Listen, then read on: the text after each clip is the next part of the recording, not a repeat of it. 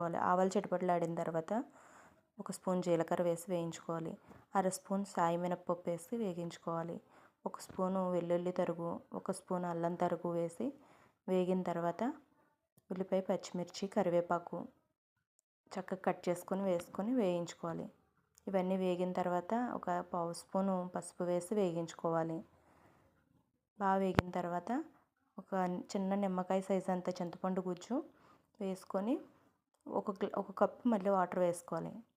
Water కూడా మరుగుతుండగా కొంచెం రుచికి సరిపడా సాల్ట్ వేసుకొని సాల్ట్ చెక్ చేసుకోవాలి.